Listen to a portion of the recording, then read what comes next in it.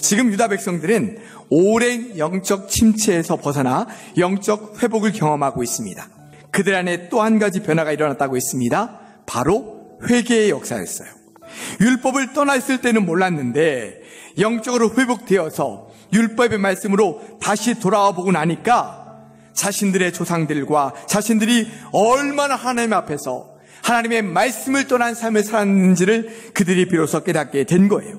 자신들의 죄와 허물을 철저히 회개하고 난 유다 백성들은 두 가지 아주 중요한 의미 있는 일을 합니다. 자, 첫 번째는 하나님과 맺었던 언약을 기억하고 다시 언약을 세우는 일을 합니다. 유다 백성들은 자신들이 하나님의 언약의 백성이었음에도 불구하고 하나님의 언약과 말씀에서 떠났다는 걸 깨닫고 난 이후에 다시 하나님과 언약을 세우고 있는 거예요. 유다 백성들이 했던 또 한 가지 의미 있는 일은 새롭게 다짐하고 결단했다는 거예요. 유다 백성들이 구체적으로 자신들이 무엇을 잘못했고 무엇을 돌이키겠습니다 라고 하는 것을 새롭게 결단하며 다짐하고 있어요. 우리도 오늘 이 말씀을 대하면서 두 가지를 다짐하며 결단하기를 원합니다. 첫째는 우리에게도 진정한 영적인 회복이 일어나서 우리가 하나님의 언약의 백성이라는 정체성을 우리 안에 다시 한번 세워나가기를 원하는 거예요. 우리가 하나님의 백성이요 하나님의 사람이라는 정체성이 분명하게 세워지면 어떤 상황과 시련 속에서도 흔들리지 않고 믿음으로 지켜나갈 수 있는 것입니다.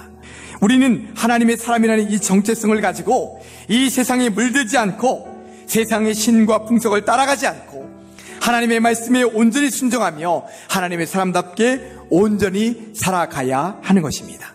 둘째는 흔들리고 넘어질지라도 다시 일어나서 새롭게 다짐하고 결단하면서 힘차게 믿음의 경주를 달려가야 한다는 것입니다. 여러분, 우리가 매주일 은혜롭게 예배를 마치고 돌아가면서 다짐하고 결단합니다. 그런데 그 다짐과 결단이 오래가지 못할 때가 있죠. 그러면 우리의 이러한 영적인 노력과 결단과 다짐은 아무런 소용이 없는 걸까요? 그렇지 않습니다. 넘어지고 쓰러지더라도 우리는 또다시 새롭게 결단하고 다짐해야 합니다. 우리는 넘어지고 또 넘어질 수 있습니다. 그러나 하나님은 또 깨닫게 하시고 또 깨닫게 하실 것입니다. 그러면 너무 염치 없고 부끄럽고 죄송하지만 다시 일어나야 돼요. 그리고 다시 하나님 앞에 나아가 애통하는 마음으로 회개해야 합니다. 그리고 다시 결단하고 다짐하면서 뛰어가야 되는 것입니다. 이것이 하나님의 사람들이 살아가야 될 신앙의 모습인 거예요. 이것이 하나님께서 언약의 백성인 우리에게 주시는 놀라운 주님의 은혜인 것이죠. 사랑하는 우리 예일교회 성도 여러분, 유다 백성들처럼 우리에게도 진정한 영적인 회복이 일어나기를 간절히 원합니다. 그래서 말씀 앞에 온전히 서고 예배의 은혜가 회복되며 회개의 역사가 우리 가운데 충만하게 나타나기를 간절히 원합니다.